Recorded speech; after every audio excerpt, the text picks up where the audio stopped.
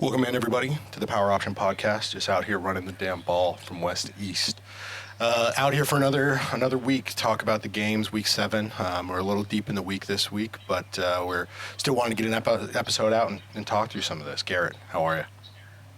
Oh man, I'm good. I got Austin Genty on my TV screen right me too. now I pulled him up too. as Boise State travels to UNLV. It's 3-3 right now. Genty just had he almost just broke one. Oh man, he almost busted one. I was like, oh shit. What a way to start. So yeah, that's happening here. Yeah, what a start. This is one of the games of the week. This is a playoff eliminator right here. Yes. So that's exciting. I just finished. Well, I had on the Boston College and Louisville game. Louisville took a late lead, and they might hold on to win, but I don't have it on because I switched to the other game. So anyway, that'll be an interesting one to talk about. This game will be better, I feel like. Yeah, but we'll talk about both of these games next week. But Genty he's looking like he's in style. He's already moving, which is great. I do want to give a fair warning to the folks. We are back to the old school ways of recording, so it's very likely that the sounds of my home will assist us in this podcast. So just prepare your ears for a random mom and some ice going into a cup, but we'll get through it. Oh sure, it's fine. We'll be fine. All right, let's get into the game. So this is the first game on my list of marquee games. Very interesting marquee game here. Yeah, is Western Kentucky versus Sam Houston. I put this game on here because, one, Western Kentucky might be the best team in Conference USA. Yeah, I think so too. Especially now with Liberty losing. Let's go Hilltoppers. Yes, Liberty did I saw. That's really the main reason I put it on here is because of, with Liberty losing. I mean, I put this on here, I think, before I knew Liberty lost, but it was going to be interesting where they were anyway, where they were going to end up being anyway. But especially with Liberty losing, Western Kentucky is in the driver's seat to make it to the conference championship. I don't think they're going to have a good enough schedule. I mean, they would have had to be undefeated coming out of Conference USA to, make it to the playoff. Yeah, I mean, Conference USA. Losing 63-0 against Alabama week 1 is not probably great. A great step either. Yeah, it's tough. Losing a close game to a decent BC team though is okay. Yeah. But and for those to be your only 2 losses, that's not. That's pretty great. And then this game, Sam Houston was only 1 loss when they walked into the game. Yeah. So some pretty high levels Conference USA. I will say I'm a little sad as you bring up this game. I didn't watch this game, but I'm happy Western Kentucky's rolling. I'm down for some Hilltopper wins. But I also am happy you brought this up because I've watched a little. Last year I was the king of the Sun Belt. I was just watching Sun Belt games left and right every single Saturday, Friday, whatever. And I've watched a little less this year because the ACC has been kind of weird, and we've just had a lot of more sort of dichotomy with all the changing of conferences and all that kind of stuff. But I'm really happy you brought this up because this has reminded me about how great G5 football can be, and I know I need to be tuning into more of these type of games, especially on the higher ends of the Sun Belt and of Conference USA, because you're going to get good matchups like this. And this game was pretty tight for most of the game. I mean, it was 17-14 going into half. And then Western Kentucky got things figured out, but they didn't even get things fully figured out until the fourth quarter. So this was a game all the way through. Yeah, Sam Houston had a positive win probability into the 127 play, right, and basically into the start of the last quarter of the game, and so they certainly played well, but Western Kentucky had .07 EPA that game, which is in the 58th percentile. They looked good. Success rate was really good. I'm gonna say success rate is EPA success rate because I'm setting everybody up for this now, even though it won't pay off until later. There's 2 success rate metrics. Game on Paper, which is the website I usually look these up on, they use a different one, which is just any play that has a positive EPA. So any play that would have scored any amount of points is a successful play. whereas the other places that do success rate is getting at least I think it's like 25% of the yards to gain on first down, 50% of the yards to gain on second, and then getting a first down on third and fourth or to goal. Yeah. So it's a little bit different metric, and it makes the percentages a little bit different.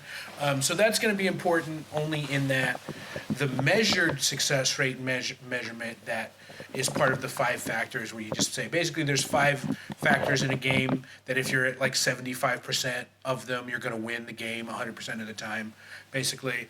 That success rate is from there. Like that's the real success rate is the so many yards on first down, so many yards on second. But still having plays that are positive EPA every time, the more percentage of plays you have a positive EPA, if you win that battle, you're probably going to win the game. It means that you're getting value out of every single play. Yeah. EPA again, just if how much that a particular play was contributing towards scoring a point.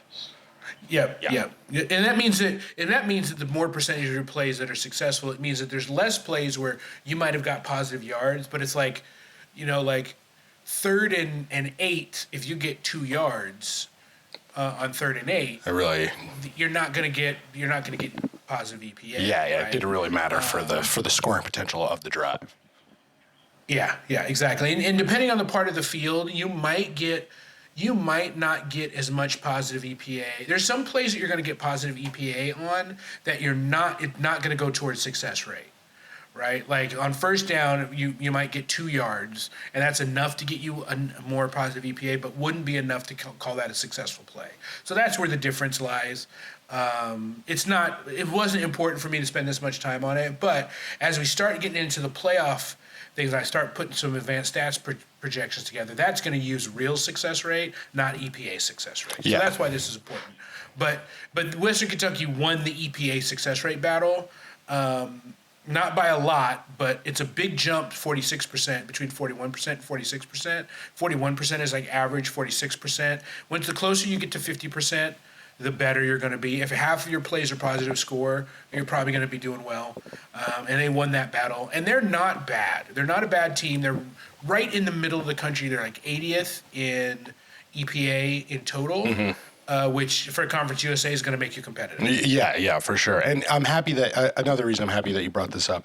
You maybe didn't need to go into it this much, but I'm happy you did because it's good, like mid-year where we're at now to just have we talk about EPA pretty regularly. And so the fact that we could kind of do this just as a general refresher for one of the stats that both of us really hold as being very important to understanding how good a team was during a game and over the course of a season, it's good to have a little refresher. So also cool that we use the Hilltoppers as the sort of bar for that refresh. Yeah, it was a good bar for them from the game they played. Quality played game. It wasn't quite as quality played. Well, I guess depending on your opinion, as the next game I'm going to talk about, which is Miami at Louisville. Miami wins 52-45. Did I say the score of the? Did I say was Western Kentucky won 31-14? I don't even know if I said that. But they did. I don't know. We talked about the first half scoring, but I don't know if we did either. Yeah, but I don't know if I said the final score. So anyway, Miami 52, Louisville 45. Miami travels into Louisville, and even though the game is close, because both teams were at point. Miami was at .33, which is in the 93rd percentile, and Louisville's in the .37, which is in the 96th percentile. Offensively, they were getting a third of a point per play. Wild. Right? So every 7, they were gaining a point every 3 plays, basically. Mm-hmm. And when you have 85 plays and you're getting a point out of every 3, you're going to end up scoring a lot of points. Yeah. And so, both teams, that's 28 points worth, and they scored way more than 28 points between the two teams. But Miami kind of ekes it out, even though, like I say, win probability they were on the positive side the whole time. Just all of the advanced stats look good for both teams. Now, if Louisville loses tonight, which they didn't, Louisville won. Oh, okay. So that makes that Miami win look good. Louisville won 31-27, so that Miami win still looks very good. Even though I say Miami is back, obviously they're not great, right? Like they're going to lose to most of the good teams ahead of them because they just don't play much defense and games are way tighter than they should be. But they could absolutely beat anyone. Yeah, So look, Cam Ward is he is a very serious factor, and not only that, this isn't just like we had Jaden Daniels last year playing for LSU, and he was the best athlete like in college football. Like he was doing all the things that the guy who eventually wins the Heisman should do, and he was lights out. But he was on a team that wasn't. That even with his offensive prowess was still not able to kind of get things through all the way. Cam Ward is that level of dude, maybe athletically a little behind Jay Daniels, but definitely plays the quarterback position at an extremely high level. And he's with a team and a coaching situation that, yes, they don't play a lot of defense, but they have the capabilities to, I think, really make every single team across the nation uncomfortable. I think Cam Ward's ability to score, even if they play Georgia, I think Georgia probably wins, but I think Cam Ward is enough of a nuisance that he could really maim such a weird word for me to use. I'm going to keep to it. He could really maim a really super high level defense like that enough to make it so that if the Georgia's offense, for example, which has had flaws at times, doesn't have things put together, he could outscore somebody. So this is probably, to your point, a Miami team that is going to lose to the big boys it has to play. I'm excited for an ACC championship where hopefully they'll play Clemson, but they are. I think that this is a particular one of those college football monsters that is held by sort of one superpower being Cam Ward. But I think that it may be enough this year to do a lot of damage. Right. Yeah. I mean, that's the trick with them is they are probably good enough they're good enough to beat everybody, and they also look flawed. Yes. Which is almost everybody at this point. Right. I mean, quite honestly, it is everybody. Yeah, there's nobody who's number one team in the country, Oregon, looked very flawed early. Yes. Yes. And just about everybody else is taking a loss. So, I mean, there you kind of go. I know. This is the type of year where things can really get shaken up. So, but Louisville. Unfortunately, Louisville. I thought Louisville was going to be better than the 5-3 that they are now. But still a good team inside of an ACC that is really fighting through it. Like the mid to top of the ACC is a fight every week. So a game that, since we were talking about the top of the ACC, a game that also affects the top of the ACC is a probably very good Clemson Tiger team that beat Virginia 48-31 at home. They continue to be very good. They're in the top 25 in EPA offensively. They score a lot of points. They handled Virginia fairly handily. They were at basically 0.3 EPA per play in the 91st percentile. It looks about as good as you can ask. They were in the 80th to 90th percentile for every pretty much offensive category. Virginia did very well and has acquainted themselves very well as a team. But they were at 0.14, and so that's how you lose by this many points, is you just kind of can't quite play enough defense against what has become a juggernaut for Clemson offensively. Yeah, and we've talked. I think we talked about it last week, where even though I don't love what all of the things that come out of Dabo's mouth, and all of the things that he believes about his team and about the nature of college football and all of this stuff, what we have to acknowledge is that he has been a pretty great coach over his tenure at Clemson and coached in games of the highest level. So even though I kind of wish that Clemson was bad, I can't necessarily be shocked that they were bad, or that they're as good as they are. I'm sorry. Sure. And so this is fun. I think even on an off year, this Clemson team probably beats this Virginia team, even though this Virginia team is playing, I think, way above what I would have perceived them to have the ability to do up until this point this year. But I think Clemson, just from a talent perspective, always had it in them, and Dabo has the coaching chops to be able to do these things. So Clemson continues to march on, and like you said, they may potentially be the best team in the ACC. It's hard to think because of the sort of one horse nature of Miami. It's hard for me to think that Clemson can't potentially figure that out. They've done it before in the past, but I hope that's not the case. I would like to see Miami win, and fuck Dabo and all that. Sure. But they're figuring some stuff out. Klubnik is doing okay. He threw for 3 touchdowns, had an interception, 308 yards passing. So I think he's a real. He's the real weight of the offense, which is good because I also didn't expect him to be quite this good. But they've moved on from. I guess this is year 2 away from DJU. Right. So this is Klubnik's second full. I'm the guy year, and he's doing what you need out of this. And their defense is a relatively normal Clemson defense, and I think this is going to be enough to continue to carry them through the ACC. They're going to have some dangers ahead. For sure, but I don't foresee them not missing the ACC championship. Yeah, I don't either. I think they're either the best team or they're definitely the best or second best team in the ACC. Quite frankly, it's very likely they're the best team in the ACC. Yeah. But even if they're not, it's going to be tight. I like Miami versus Clemson on a neutral site is probably going to be like Miami 2.5, 1.5. Pick 'em. Yeah, who knows? Yeah, it ain't gonna be much. Yeah, it's gonna be tight. A game that was interesting coming in, but maybe the teams were reversed. Nebraska 7, Indiana 56. The Hoosiers are 7-0, 4-0 in the Big Ten. They beat the shit out of Nebraska, who is not a good team, but is a much better team than Nebraska used to be. They are progressing exactly the way. I think you'd probably rather them taking a much bigger jump in between seasons while you're looking at this Indiana team.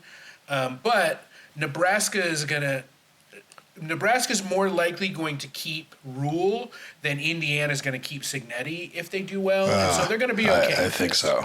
I think so too, which is it's unfortunate because we were talking about this off mic. There's tons of schools that really are just jumping off points for bigger things. Indiana feels like that school. It would be cool if they could keep winning, but I think Signetti probably gets out of there eventually once he gets some big bucks thrown his way. But yeah, I don't know. It's. I think he's going to get big bucks thrown his way at the end of this season. Unless they lose every of their games going away, and I did hear that their quarterback Curtis Rourke hurt his thumb and he had a surgery, so he's out the next game. That could change their season. And so that could be a problem. But it's not like they weren't already way better than they probably should have been anyway. So it's fine. Yeah, but let's just say, he sits out a game and then he comes back and he's okay, and he comes back and he's okay, and they win and they lose, 1 or 2 games they're supposed to lose, steal a playoff spot, lose in the first round of the playoffs. That Florida job is going to probably come open at the end of the year.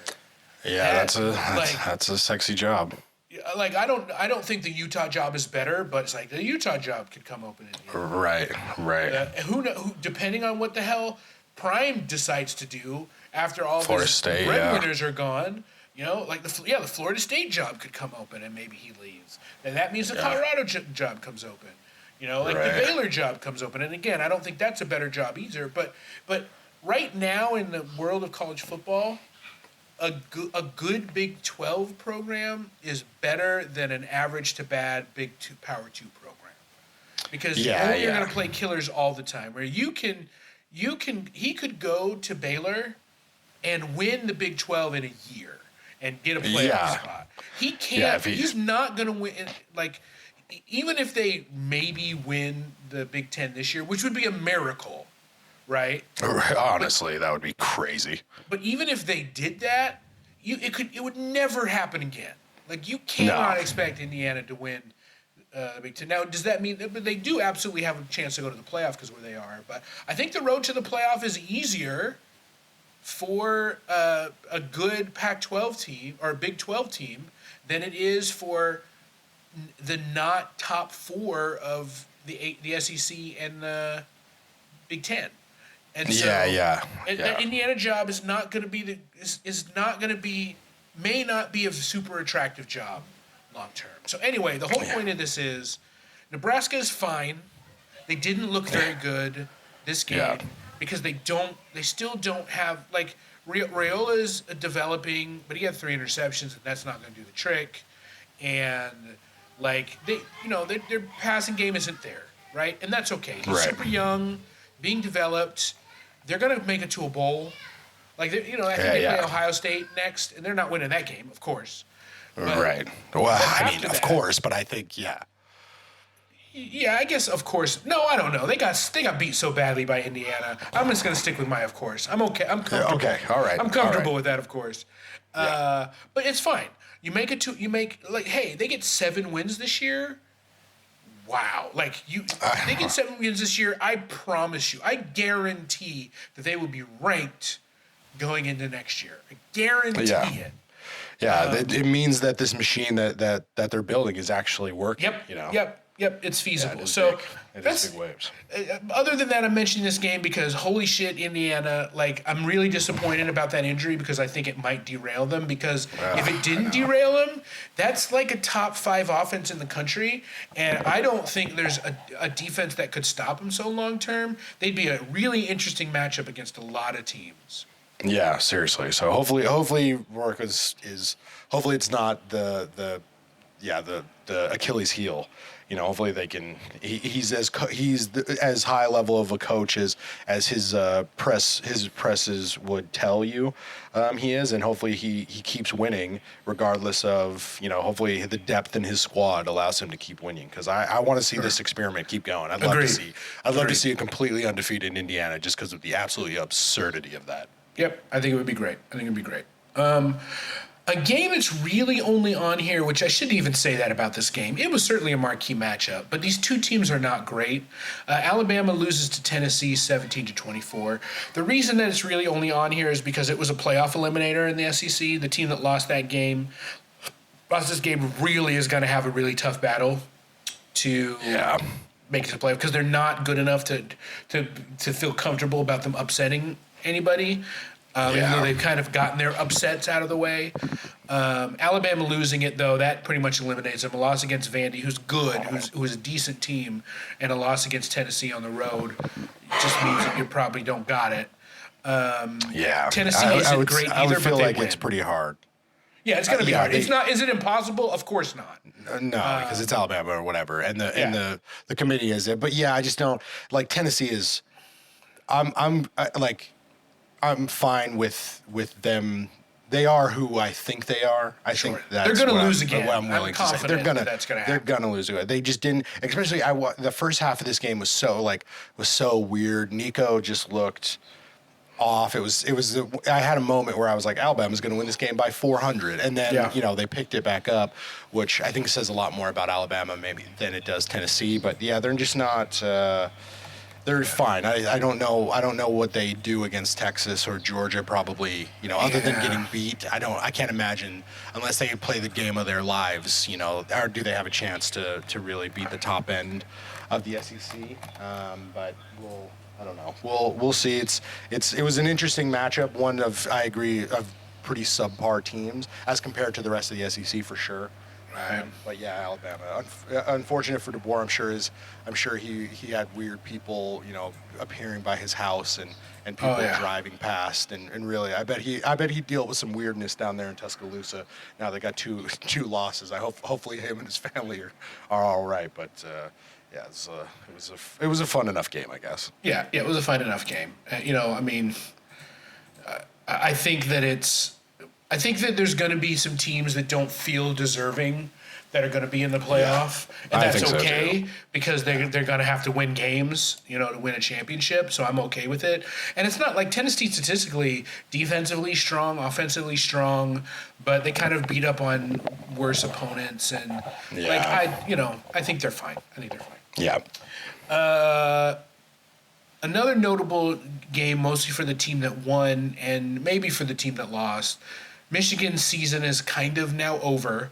Michigan loses to the Illini on the road, 21-7. The Illini are 6-1, 3-1 in the conference. They're also not great.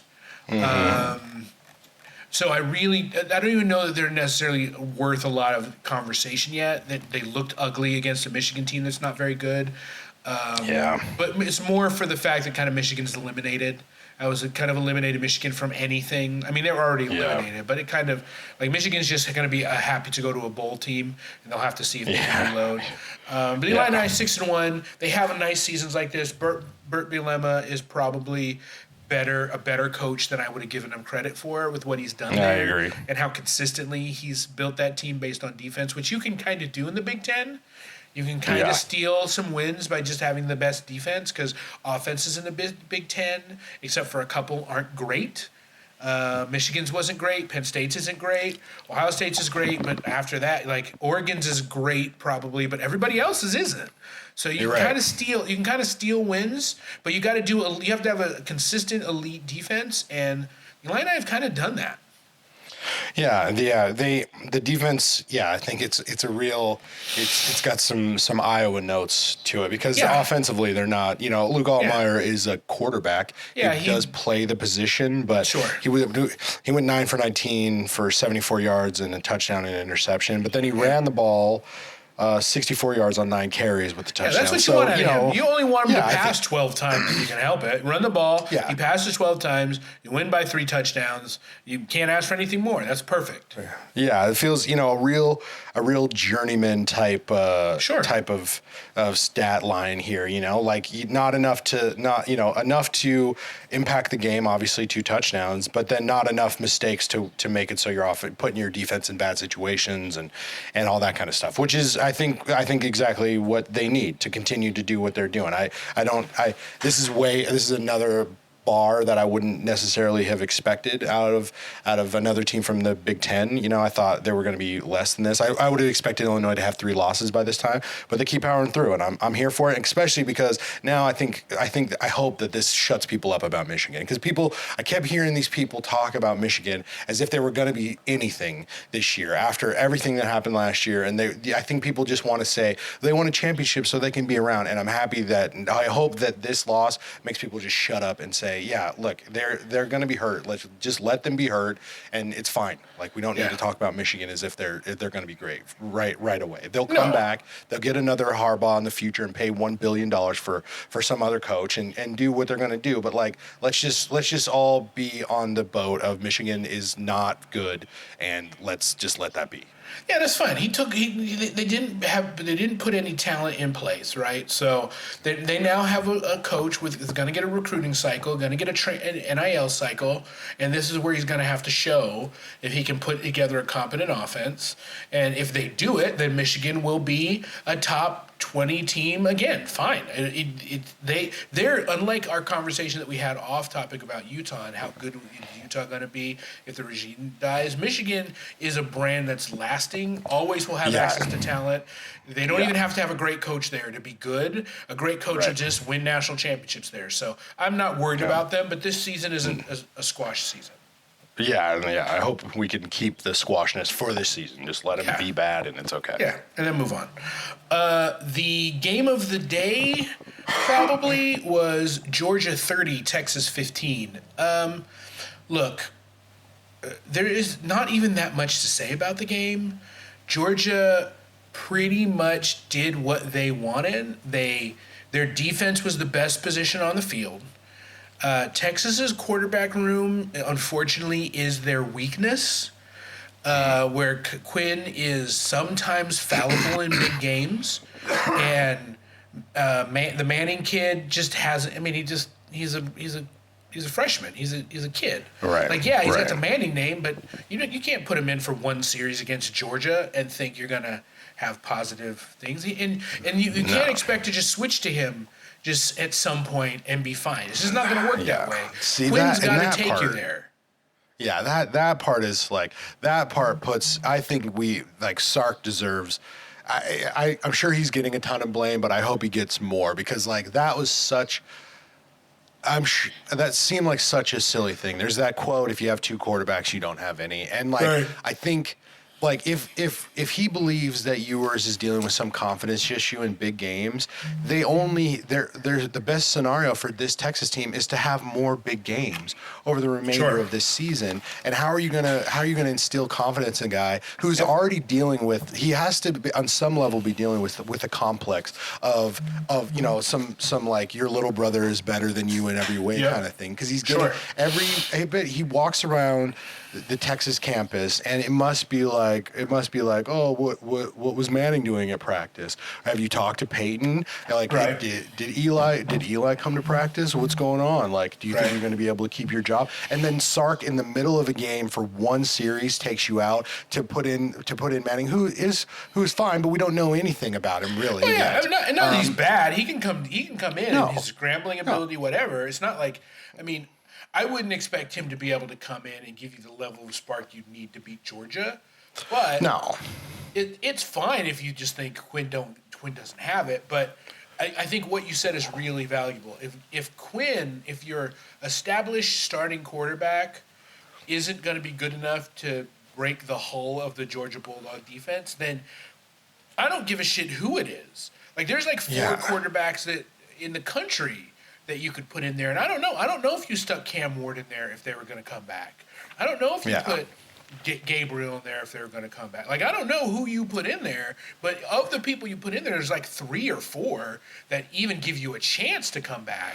And Manning isn't one of them. No, and even with those 3 or 4 guys, if they don't start the game and you give them a pity party like thing after you're already getting beat down, that puts their chances even worse. Like, that lowers their ability to handle that situation, even if they are capable of it. You're putting them in this weird scenario after you already told them that they weren't the starter. It just seems it was just silly. So I just think Sark really, I think he messed up there. I think they were already going to lose this game. Yeah, even that's by why that I'm point. like, maybe it's not that big of a deal. They were going to lose anyway. But I think it's from weird. the core of it, the core, from like, what are you doing? What does it cost Ewers in the long term? You know, like, and if he's our best, if he's the best thing, like, I don't think we get a Tua Tagovailoa, when he got into the national championship in the game at the beginning of his career and throws a bomb, and then all of a sudden is like, oh, here's really the next guy. Even if you get that scenario, sure, I guess, but like, the chances of that are tough, are incredibly tough. And so it's like, what was the benefit? I'm sure Sark I'm sure if he was here, he could explain exactly what's going on, but it just seems silly to me. Yeah, you might lose nothing. You absolutely didn't gain anything. And it's possible that you might have moved things backwards. Maybe it's not as high of a percentage as nothing, but it's a possibility that there's something. And so that's why it just seems silly. But whatever. Also, it could just be a blip, and then they roll the rest of the year, and they play a rematch, and then they win. Yeah, and they win. That's possible. Like, anything can happen. Because the defense looked good. The Texas defense looked good. And it's not like their offense couldn't put together a game to win against Georgia, but because Alabama did. Right? If the Alabama offense can put together a game to beat Georgia, then a Texas offense could do it. It's just they didn't. Definitely. Definitely. All right, let's quickly go through some notable mention games. I just wanted to mention Oregon-Purdue because that had all of the possibility of being a letdown game, but instead they won 35-0 at Purdue. They did they looked exactly the way that you're supposed to look when you're that team, when you're the number 2 team in the country and you just won a big game. Their win expectancy is one of the most unique bars I've ever seen because it's like it started at 98% and it never dipped below that the entire time. Like, this was a complete, absolute domination. And when that's the kind of game that when you look back at the season, you say, okay, they were a little iffy at first, and then they beat Ohio State, and then they came out and trounced a bad team. You go, okay, that team looks like a number 1 team in the country. Yeah, and I think, it's a great way to put it, because this is the first time I think this season yeah, even after the Ohio State win, this is the first time in the season that I thought Oregon actually looked like they were supposed to. Yep. Like, this was the first time that I was like, okay, all right, so you guys figured something out. You guys decided you want to put some games together. And so if they continue, and they continue to be this Oregon team, which we've said a couple of times this year, then they're very, very dangerous. I think that they're deserving of being one, especially because Texas loses and all that kind of stuff. And looking the way they do at this point right now today, I'm cool with them, and I think that they are a monster to beat. But I hope it maintains. Yeah, an undefeated team with a win against Ohio State at this point in the season is fine to be the best team in the country, even if they're not the best team in the country, right? Like, is it absolutely possible that if they played Georgia on a neutral site right now, Georgia wins? Of course, right? A rematch against Ohio State, they very possibly might lose. Right? So, but that's what you're cutting into is slivers at the top, because all these teams are so talented. They just have one weakness. Like Oregon, just as much as their play calls puts them into games, sometimes their play calls take them out of games. If those things don't come together, the offense doesn't do what the offense is supposed to do all the time, doesn't go brr all the time. But if they do what they did against Purdue and they do it against like all of these teams have a team. There's no team in the country that you look at every team they could play and go, oh, they're going to win that easily, right? Unlike some years where you go, okay, maybe there's only one team. Like each of these teams has a couple of teams that could beat them. As we talked about, Clemson could be better than everybody at this point. They might have figured it out. Yeah, that's very true. That's very true. Some weird factors to consider. All right, let's see. I want to talk about I'm going to skip through a few of these. There's some that I was going to mention, but I don't know that there's enough juice there to mention a lot of these games right now. I think they might be important going back.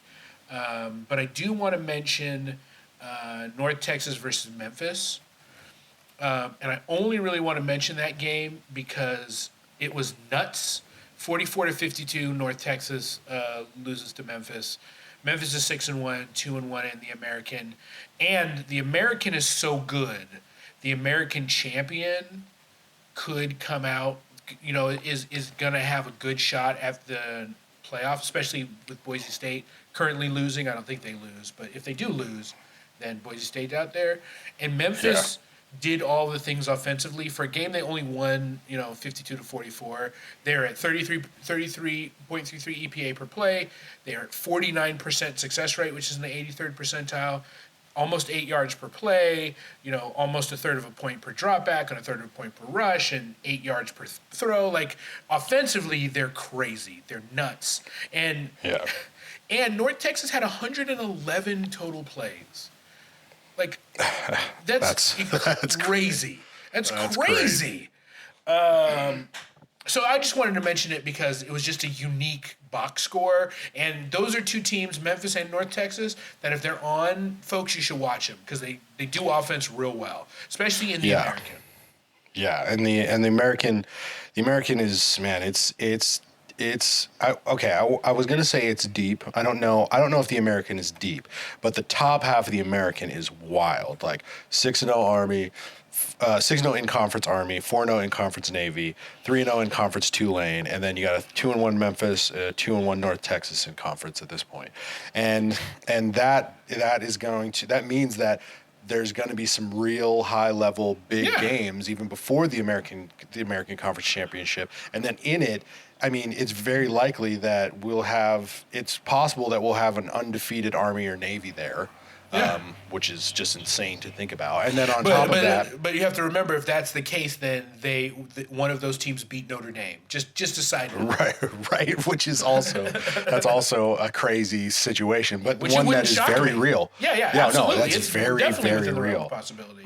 Right. And so then the fall off from there, which is not really a fall off, is because Army and Navy still are probably the two. I mean, are I'm going to say are the best two teams in the conference right now. If both of them have losses, let's say, then you still have a 5-2 overall record Tulane, and then this Memphis team that's dangerous, you know. So man, the American, I think Boise State, as long as you know, yes, they are currently losing to UNLV. It's still first half, a lot of stuff to go on.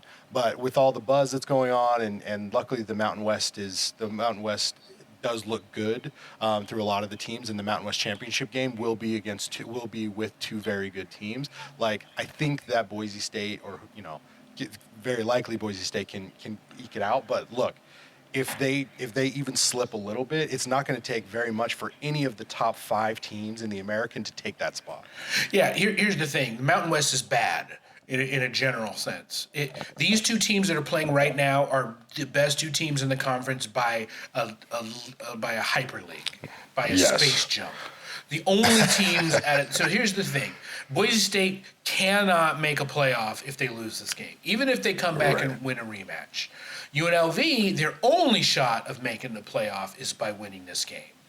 Yeah. It wouldn't matter if they lost this game and they won the rematch. At this point, this game is an eliminator for the team that loses. Just bottom line, a team will not be able to survive with 2 losses in the Mountain because the top 5 teams in the American are very good. And even though Tulane has 2 losses, they're against group of Power 4 teams, whatever. And also, I should mention on the side, even though Army and Navy are both undefeated and they have great records, whatever, Tulane is the best team in this conference. They've only given up 40 points in conference play. They're tough, and and is the best coach of the group. And I think they're better than both of these teams, and they'll probably end up playing one of them in the championship game. And if Tulane wins out, they'll make that playoff spot, even with the 2 losses. I think they're very well respected as the team they are, and the way that they've beat the shit out of their, a loss to Kansas State and Oklahoma, especially when Oklahoma had people healthy, and close losses to both of those teams, fine. Because other than that, they, 71 points on UAB, beat the crap out of South Florida, beat UL, give UL their only loss, 41-33. They'll play Navy. They'll play Navy and Memphis the last 2 games of the season. You beat. They're going to play North Texas coming up. Then they play Navy and Memphis at the end of the season. You win all those games out, you're definitely one of the better teams in the country. Just period. Yeah, and it means you can play against you can bang with big boys. Like that is a gauntlet. And I think the country knows they can. Like, they remember when they played USC in the one of those BCS bowls, and the country remembers that, and they know that Tulane has a really good coach who took all the good Troy players with him and can bang. I think that's great. It's going to be defensive prowess. Is there any other games you want to talk about here before we move on? We don't even really need to get into it, but Mizzou just looked very Mizzou-like against Auburn. They managed to get things done. And get the win there at the end, but they looked below average. And I just wanted to bring it up just because I'm generally sad about it. I was hoping we were going to get the monster of Mizzou that we had last year, and they just couldn't quite maintain. But that's fine. It was to be expected. So just a quick note there. Yeah, agreed. All right, let's talk about the top 25 real quick. AP top 25. Your top 5, Oregon moves up to number 1. Georgia moves up 3 spots to 2. Penn State at 3. Ohio State at 4. Texas moves down to 5. I'm perfectly fine with all these. Yep. I don't think Penn State's that good, but they're where they're supposed to be based on what they their record and who they are. This is the same. You could have given me you could have put all of these in a Yahtzee cup, shaken it and laid them down and given me whatever order they came out of, and I would have said fine. Pretty much. It's basically all tied for 1 at this point. It's totally reasonable. Yeah, and a lot of this stuff is going to kind of rehash what we talked about last week in this, so I won't go through that stuff too much, but I think that's right. I think for the most part you mix them up, and Texas being at 5 is fine because you're 6 through 10. You got Miami at 6, Tennessee at 7, LSU at 8, Clemson at 9, Iowa State at 10. A few of these things are going to sort out. Like Miami's going to sort out, Tennessee's probably going to sort out, LSU's probably. Here's the thing: LSU good, but not that good. Like their offense can get sad against quality defenses, and so I think LSU just loses again at some point, and that kind of kicks them out. I don't know if Clemson loses again. Clemson is very likely the best team in this group, except besides Texas. But Texas might be a hell of a good game at this point. Yeah, Clemson. So Clemson has Louisville, Virginia Tech, Pitt, Citadel, South Carolina left. Those are all winnable stuff. If they just trounce Louisville, I will have a lot of confidence in them, and I think that it's going to be dangerous because they can basically run up the score. Pittsburgh is 7-0. I don't think they're as good. They won tonight. Yeah, they beat the shit out of Syracuse tonight, which is of note. Because Syracuse is not bad. They only had one loss at this point. Syracuse, or 2 losses, whatever, and they beat the ever loving shit out of them. Pitt's maybe no joke, and so that's going to be. I think that'll end up being a good game. Like I think they're clearly better than Louisville. Like I don't think Louisville will be able to hang with them. If they do, that's proof positive. But that Pittsburgh game, where I don't know that Pittsburgh's great either, but Pittsburgh maybe not bad. Like those will be good games to kind of gauge how good they are. Yeah, and I think these are like tester games for if you're actually legit, like, you know, one of the legit big boys. You know, because if you're not, you could lose. You could have slip ups. You could lose one of these games. And if they don't do that, then Clemson is dangerous. They very are likely the best of that group, of this group. Miami is Miami, but they're you know kind of a one trick pony in a way. I mean, they're still pretty good overall. But I think a lot, like you said, a lot of this stuff is going to get sussed out. We're going to know before it matters too much on the ranking side. But I think that this is all of these teams. I feel like you know you could shake them up again. I don't think any of these teams deserve to be in the top 5 based on just it being a top 5. But this feels like a good group right now, and I do think Clemson is probably the best. Again, I wouldn't go too deep in it. I would probably have Miami in the top 5 before I'd have Penn State in there, and that's just me personally. But other than that, I have no problem. Yeah. I have no problem with this. Yeah. All right, 11 through 20. We got BYU at 11, Notre Dame at 12, Indiana at 13, Texas A&M at 14, Alabama at 15. They dropped 8 spots. Kansas State at 16, Boise State at 17, Ole Miss at 18, Pitt at 19, and the Illini of Illinois at 20. This is another one that it just kind of feels like things are good. Like, look, Notre Dame going to play Army, Navy. They went out. They probably deserve to be in the playoff. That's fine. I mean, it's fine. When you got at the 12 team, like when you get to this level, you're looking at what are the teams that are going to be in the 10 through 12 level. And would I be really upset? How much space is there between Iowa State and Notre Dame? Probably not that much. How much space is there between Texas A&M and BYU? Maybe not that much. You know, like I think maybe Kansas State's maybe better than this chunk of teams, but Kansas State lost games they shouldn't have lost, and that's why they're there. You know, and so I think this grouping actually is fine. And the more I look at it, the more I think, this is probably a good mix of the kind of teams that'll be fighting for the last few playoff spots. Yeah, I think that's good. Yeah, I think so too. We have our group of 5 guests in here for it. Then you have the weird, you know, the teams that we don't know. Like I want Indiana to be good. I don't know if you know from in the grand scheme of things if they are, but like they should be in this grouping to be like you could get the pick for the spot. So I think that this group is all of that. I don't know. I think that even from the difference between Illinois, I think you might have said this, but like, you know, difference between even something like Illinois and BYU, is it that much? I don't think it is. I think BYU is probably the better team. I think BYU is probably the best of this grouping, but it's not like definitive. You know, if BYU has to go through this gambit of schedule, like I don't think they win every one of these games. I think that the trick that I have with BYU is their offense has been good enough, but everything else has been so strong. I just think, what happens if they play a good quality defense? Where they're just not, they don't have the best defense in the game, you know what I mean? But again, it's splitting hairs. I kept out the last 5 only because it's just an interesting grouping of the last 5. It just amuses me. So you got Missouri at 21, SMU at 22, Army at 23, Navy at 24, and Vanderbilt at 25. I don't think there's ever been a season, at least in my memory, if not ever, that Army, Navy, and Vanderbilt were both ranked, or all three of them ranked in a season. No, and I can't imagine there's ever been a season where that's been the case, and the reason that they're ranked is because Army and Navy are both undefeated, and Vanderbilt beat Alabama. Yeah, exactly. That's I never even thought that collective of words would come out of my mouth in that sentence ever. So that's wild.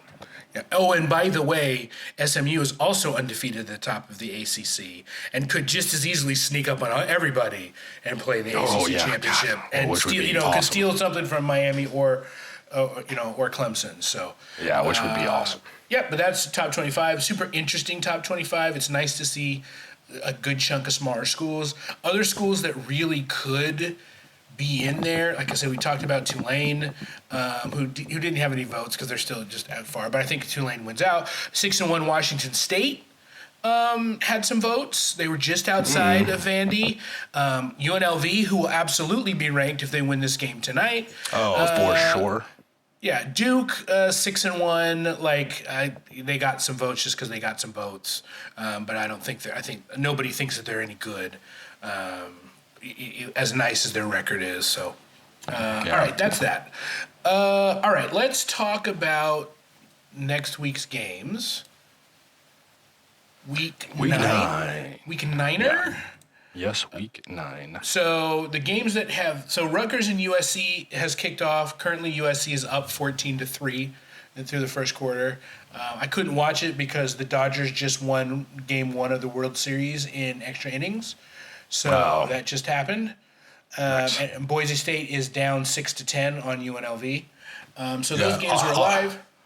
Yeah, Austin Genty also, I mean, he's running, but he had a bit of an injury scare. He fell on his arm a little weird. Yeah. Hyperextended his elbow, and he was rolling around. I think everybody in the city of Boise had a heart attack from him. Yeah. He's had 10 rushes for 47 yards last I saw them put him up. UNLV has done a great job of stopping the run, so Boise State's had to throw more, which is what they're doing. So, and as I mentioned, Louisville beat Boston College 31-27. So those games already happened. All right, let's see. So one of the real big ones is at MetLife Stadium. Notre Dame versus Navy. Notre Dame's a 13.5-point favorite. Navy is the Naval Academy in Philly? Naval Academy is in Annapolis, Maryland. Maryland. Yes. I see. So great neutral site. Just a wild scenario that this is going to be the game of the week. I think it's going to be the game of the weekend. I mean, I guess we could talk about the other ones, but I think it's going to be it. Right now, Vegas has it as Notre Dame is 13.5-point favorites, which it feels high, but I just think that we're thinking that Navy is just finally meeting an opponent that they can't handle. I'm okay with it. I think does again feel high. I think I would bet this for sure. I think Navy can keep it under 13.5. But if Notre Dame does everything that they've been doing, except for their one loss, which was kind of weird, then they probably win this game. I hope that's not the case. I hope Navy continues the undefeated streak and gets it done, especially if they were to do that at MetLife. That would just be great. I don't know why MetLife makes it better for me, but it does for whatever reason. So I hope that that's the case, but I think Vegas is probably right. 13.5 seems high, but I think I'm just biased because I want Navy to win so much. Sure. The challenge for Navy is that this is by far the best defense that they've played by a billion %. And so I think that's where that goes. Nebraska travels to Ohio State, where Ohio State's a 25.5-point favorite at home against Nebraska. Oh, Lord. Sheesh. I mean, based on Nebraska's last game, that's fine. It's fine. And Ohio State is clearly the better opponent. Yeah. But it's it's not even sure, but that's a wild line. That's a wild line. Everybody's expecting an absolute trouncing. They are at the Horseshoe. Are they at the Horseshoe? Yes, they're at the Shoe. Okay. Yep. So it's going to be loud. Nebraska's going to have some problems. Yeah. Tulane at North Texas. Tulane is an 8-point favorite. This should be fantastic. Yeah, game to watch for sure. This is going to be fun. Yeah, that one should be fantastic. North Texas doesn't play any defense. Tulane is a bunch of studs. It's going to be styles clash. I'm excited. That's one I'm going to really try to watch in the early thing. I skipped past it. I guess I should mention Oklahoma travels to Ole Miss. Ole Miss is a 19-point favorite, but Oklahoma just doesn't got it. So No. Even this trashy Ole Miss squad can beat the crap out of Oklahoma. Yeah. Indiana at home is a 5.5-point favorite against Washington. As I mentioned, Curtis Rourke will be out for a hand, so this will be the tricky game. It's going to be game day also. Game day is going to be at that game.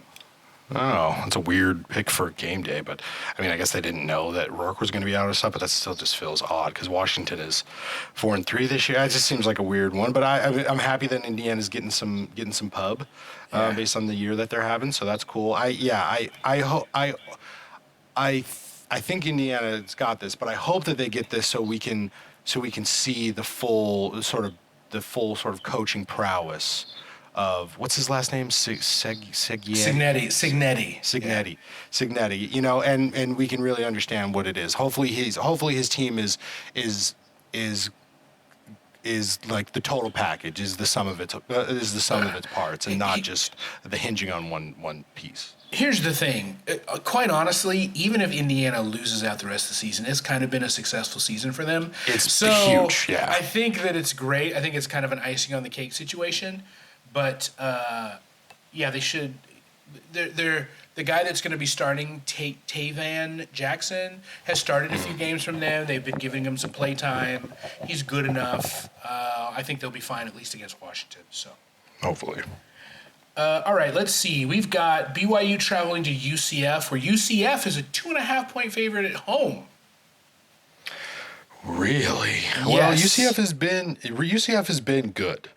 Like, okay, let me say this. They're 3-4, but they only lost to Iowa State by 3. And they lost to Cincy 19-13. They lost four. Okay. Basically, they lost their last 4 games: Colorado, Florida, Cincy, and then Iowa State. So okay, they're a little worse than I was expecting. So it seems odd, but the UCF team that I've watched has been.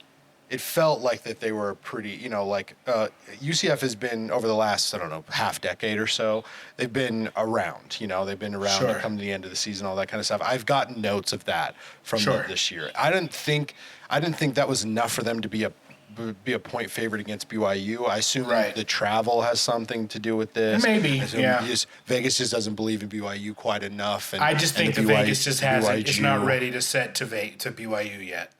And that's that's fine because Rhett's the BYU Jew. BYU. I'm sure that there's some things happening, but I at this point I would. This is another one that I really like. I really want to. I'll take BYU. Yeah, I'd probably put this on a parlay too. Yeah, I think I'd feel comfortable. This is a great one. Yeah, 2.5 is reasonable. I think BYU can 100% win this game by a field goal. Sure, absolutely. Yeah, and I think that they probably pounce on UCF. I think it's probably 10 points at least. But I feel like Vegas, that too. Vegas does something like this, it scares me. Yeah, same here. And sometimes they're right, and that's what's really scary about it. Yeah, for sure. Yeah. The Illini travel to Oregon, where Oregon's a 22-point favorite. Here's kind of a rubber meets the road game. Like an Oregon team in the past, this is the kind of game they might lose. And it's not going to eliminate them or anything if they lose. It's a good Illinois team that they're facing, but it's a team that they should handle. Yes, and if they do, based on beating Ohio State and beating the pants off of Purdue after that, if they do that, then we're in Oregon is who we think they are type scenario, and everything keeps rolling. So that makes them very dangerous. Yep, agreed. Missouri travels to Alabama. Alabama's a 16-point favorite at home against Missouri, and I'm kind of fine with that. I think so too. Missouri just looked so goofy last week. Yeah. And they're just not what they were before. Alabama, it's 50, a 15 ranked Alabama against a 21 ranked Missouri. But it feels like that this matchup should be a ranked team against an unranked team. That's really what it feels like. Sure. And so I think 15.5 seems high just because of the wishy-washiness of Alabama in general. But they got all the firepower to beat the pants off of Mizzou. Sure. And I don't think Mizzou has any juice to be able to stop it. I think that's probably true. It'll be a rough day in Alabama if they lose that game. If Alabama loses this game, it's going to be rough here. The boar is going to have a bad time. There might actually be fires break out in the city. It's gonna be rough here. Oh, boy. Except, I guess there's enough Auburn fans here that there'll be half parade, half fire in the city. So yeah, there you go. In maybe the most important Vanderbilt game of maybe not my lifetime, because maybe during the Franklin years he's had one, but for the first time in like 90 years, Texas travels to Vanderbilt, where Texas is a 17.5-point favorite. I almost feel like gathering enough energy to drive my ass up to Nashville for this game. It would be epic. I hurt my back, though, and so I don't think I'm going to be able to make that drive. I keep thinking maybe I can sucker somebody into getting up and going with me. What is it, like 6 hours? There. It's like 2 hours. Oh, wow. So that's not even that bad. It's no big deal. It's not a big deal for how to get big there. This is. I probably could get a ticket, not too bad. But I probably would just be happy watching the games here at home and trying to relax. Right. So. But that would be an awesome game to go. Or I mean, here's the thing: to use that as a segue to talk about the game itself. Mm-hmm. If Vandy is going to have to do twofold, okay, maybe not twofold, but they're going to have to really do exactly what they did with Alabama and not have any fall off. Exactly. This Texas team is way more offensively competent in general. Than Alabama was. And the Texas defense, if they come out like they played against Georgia, like Pavia's going to have a tough time. Yeah. They still have to play perfect. They got to play perfect ball. They can't turn the ball over. They got to get some turnover luck. They have to make their chances count. Right. But is that possible? If they do Absolutely. That, it's possible. And if they do that, man, it won't be it definitely won't be the biggest upset I've ever seen, like App State beating Michigan and whatever. That was it. But this would be huge. Like, this goes into the annals of great games in college football history if Vanderbilt is keeping it close into the fourth and sneaks out a win, or takes it into overtime and maybe loses in the first overtime or something. That all would be crazy. Vegas doesn't believe in it. Texas 18-point favorite. Makes sense. That's a reasonable line. It's a line I'm fine with, but Vandy, if they do it, man, what a Monday it'll be. Yeah, it'll be a big deal. I'm mentioning it because it's a rivalry and it could just be interesting because of that. Florida State travels to Miami, where Miami is a 21-point favorite. Man, I don't know what the rivalry is called. I don't know if it has a name. Does it even have a name? It's just in Florida. It's just the are we the kings of Florida type thing. Yeah. And Florida State, I think Florida State's going to lose by 35. Probably. Because of this, because they're effectively more tire fire than they are football. Yeah, they're not good. They're not good. No, bad. I'm more hopeful that that's an interesting game than I think it's going to be one. Yeah. It would be fun if it was interesting. Yeah, definitely. Will it? But I don't think there will be. LSU travels to Texas A&M. Maybe a playoff eliminator right there. Maybe a playoff eliminator, and I just don't know. Both of these teams are a little offensively challenged, but seem to have enough talent to get through it. This should be a close, competent, but not great off football. Like, it won't look great offensively, but it'll be really good players making interesting plays. Not unlike LSU Ole Miss. I think it's going to be very similar to that game. And so the playoff implications are interesting. LSU has this game, then they have Alabama at home, they go to Florida, they have Vandy at home, they have Oklahoma at home. Those are not incredible games. This is the best team they play going away, for sure. Yeah, for sure. But they could, if they win Texas A&M, they could beat the rest of the teams on their schedule. Yeah, absolutely. Potentially. I think Alabama might get them, but they could do it. And then A&M for the remainder of the season has South Carolina, New Mexico State, Auburn, and then Texas. And so Texas A&M, I thought once they lost to Notre Dame, I was like, I kind of put them in the back of my head, like I don't care, they're not anything. But it's Elko, right? It's Elko. He's the one that's there. Yep. He came back to do it. They got the right guy. Yep, he's legitimate. He's legitimate.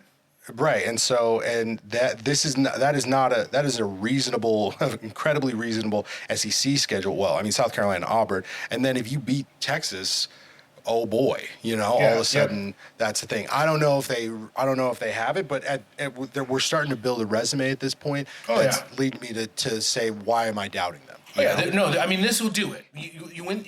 Even if I don't think super highly of both of these teams, one of these teams has got to win this game, and then I go, okay, you're going to be a top 10 team, and I expect you to win out now.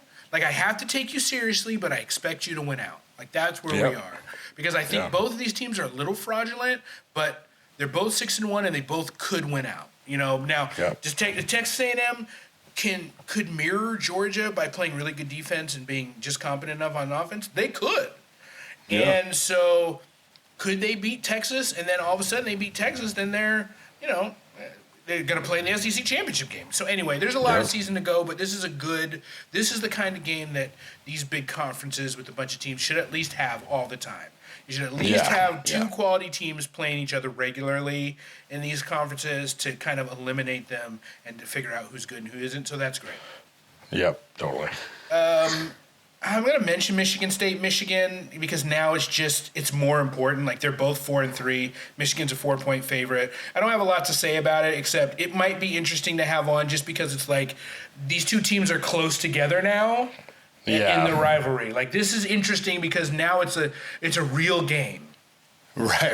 Sparty isn't just little brother coming to town to get whooped. Yep. It's like Sparty might actually be able to get a year full of bragging rights, which is not a thing that they can say normally. So that's interesting enough. And to be honest, they win this game. They have just as good of a chance of having a better season next year as Michigan does. Like, this could lead to something. So, cool. All right, that's why that's an interesting one to watch. Penn State's a 6.5-point favorite going to Wisconsin. I think it's close because they win a low-scoring close game. Oh, I should mention the over/under on that Michigan State-Michigan game is 39 points. So they expect it to be bad. That's wild. That's a bummer. Anyway, Penn State, this is the kind of game that Penn State loses. Yes. So if they don't, then it's Wisconsin's not great, but they're good. Like, they're better than I thought they were going to be at the beginning of the year. Like, I thought Wisconsin was going to fall all the way off at the beginning of the year. You lose to Alabama, you lose to USC, and it's not like they beat anybody good.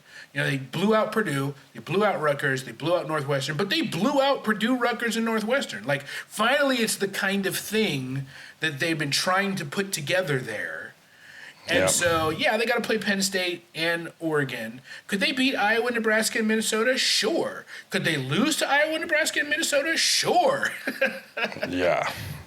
So it's kind of both sides of it. I think this is 100% the type of game that Franklin loses all the time, and so hopefully if he can make it through, then the next week he's got Ohio State. Which, if you lose Ohio State, it's not the end of your life. Sure.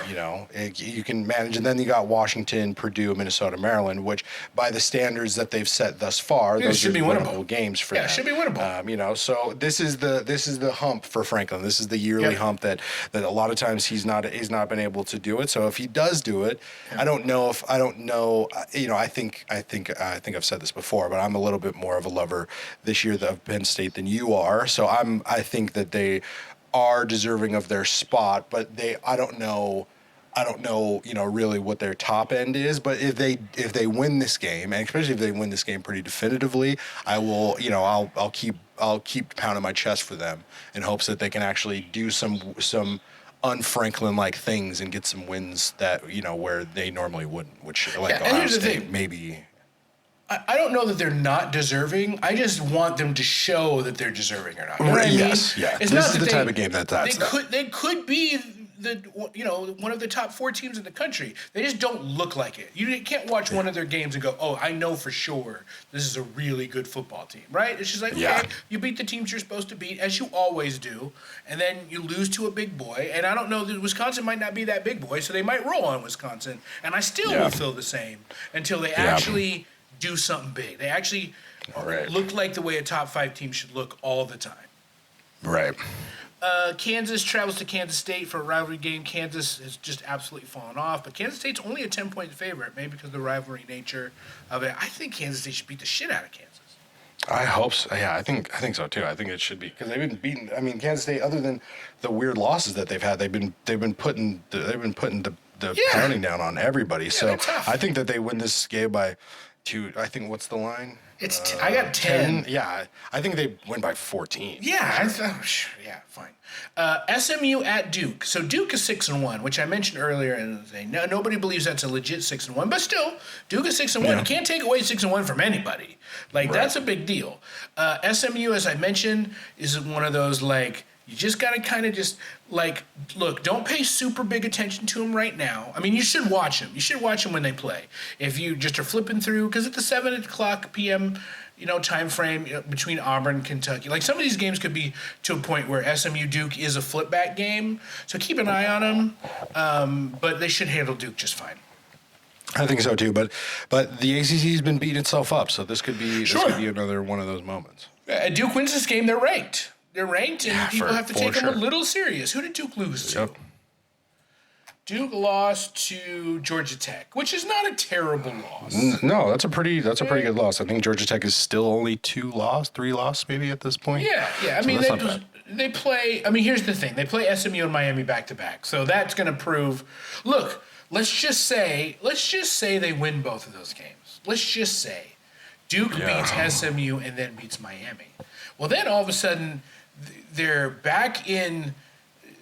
They'll be in the driver's seat for the playoff because it means that they'll be the only team that's going to be undefeated in the conferences would be Clemson, assuming that they are even. And so then all of a sudden you got to take Duke seriously. But they played, they went to 2 overtimes against Northwestern and they played UConn to a touchdown, like North Carolina by a point. I get why people don't take them seriously, and they're not that good. They won't win both of those games, but interesting enough. Yeah. Cincinnati goes to Colorado. Colorado's a 6.5-point favorite. Winner of this game becomes bowl eligible, which for both teams there's a part of the season where I didn't think that was going to happen. So interesting for both. Yeah, they both have built into the squads that I wasn't quite expecting. So I think 6.5. I just you have the Travis Hunter factor and the Sanders factor here. So I assume Colorado gets it done. They've seemed to wash out some of their offensive line problems and all that kind of stuff. But Cincinnati's a real team. They're something. Yeah, they're solid. They should be on the level of.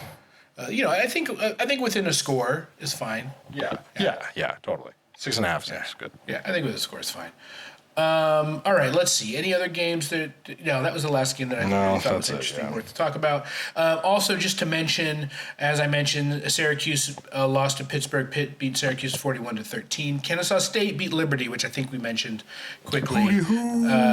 So Liberty goes down. Jacksonville State scores a bunch of points again against Middle Tennessee. They won 42-20. I just really want to mention this real quick. Jacksonville State has scored since they lost their first 3 games of the year. They got blown out by Coastal Carolina, blown out by Louisville, and lost to Eastern Michigan in 2 overtimes. Like that, you thought their season was done. Then they beat Southern Mississippi 44-17. Then they beat Kennesaw State 63-24. Then they beat New Mexico State 54-13, and then they beat Middle Tennessee 42-20. So all of a sudden they have found offense. Like they flipped the offense switch. They play Liberty on the 30th in a game that's winnable for them. And I don't know where their season goes, but now that their kind of second season has started and they're kind of kicking it in, their offense is going, they're super fun to watch. And they are undefeated in conference. So they can win out and they can still win the conference championship game. And I think their losses are too bad probably for them to get in the playoff, sadly, if they want to. Not sadly. I mean, you can't lose three games. But it would be a season they could be super proud of if they just roll out the rest of the year. Yeah, and so they have fun opponents. They have fun, if you're looking for some Group 5 games, this is a team that you're going to get a lot of value out of, like especially coming into November. They have Sam Houston State at home, and then they got to go to Western Kentucky, and those are games that maybe they get a win, and they're definitely going to have to deal with some more high scoring. So it's at least going to be a lot of offensive prowess, a lot of fun to watch them. Yeah, the good teams in the conference play each other. Sam Houston is good. Western Kentucky is good. Liberty's good comparatively against the rest of the conference. And look, I really like Rich Rod, and I'm really glad that he came back to a school like this. Yeah. And just making them look good without the expectation level. Like they're just just happy to show up. I went to that stadium. It is beautiful. Jacksonville, Alabama just sits in the middle of a grove of trees, and it kind of sits on a hill, and it is beautiful. The drive is like driving through nowhere in just trees. Then all of a sudden you just hit the town. Beautiful. So good for them. I'm excited for them that they got a team that I think they can be really proud to root for. Yeah, it's cool. All right. Thanks everybody for listening. The Boise State game just went to halftime. They scored right before the half. I think Boise State's going to be fine, even though Jeanty doesn't look great. I think they're going to win a really important game they need to win, and USC has blown out Rutgers. So that's what you got there.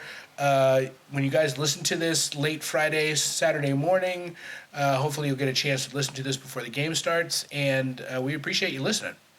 Yeah. Thanks for popping in, even on a late one. Happy we get one out, and excited for this weeknight stuff. All right, bye. See you guys.